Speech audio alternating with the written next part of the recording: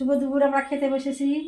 আজকে আমাদের মেনু হচ্ছে এই যে মাংসর ঝোল। এই যে মাংস তো খাবার লোকই নাই, মেয়েটা নিয়ে আসে ঘন ঘন ওর বাবার জন্যে। এই তো রান্না হচ্ছে কষা কষা সুন্দর করে। মাংস হচ্ছে গরম গরম ভাত, ওদের খাওয়া শেষ না, এই যে গরম গরম ভাত, আমি মাত্র বসেছি। আর হচ্ছে শাক, একটু যে মূলার শাক, এরকম কষানো মাংস বাটিতে আছে, কে নেবে কে না নেবে, কেউ নিতে পারে।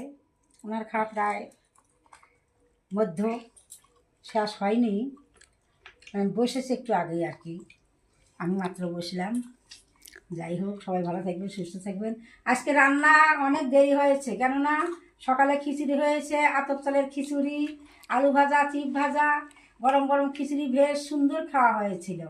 তারপরে বাজার করেছে, সেটা কোটা ধোয়া রান্না করতে অনেকটাই দেরি হয়ে গেছে। তা এখনও অতটা খিদেই হয়নি, তবে গরম ভাত, গরম তরকারি, মাংসের তরকারি কষ্ট করে বানিয়েছে, বাজার করেছে, তাই খেতে বসেছি। ওদের খাওয়া প্রায় শেষ। রাম রাম, ততক্ষণে ভালো থাকবেন।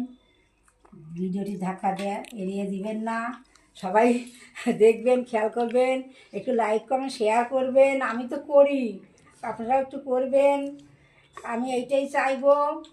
পাশে থাকবেন, আমিও থাকবো। রাম রাম, অনেক ধন্যবাদ।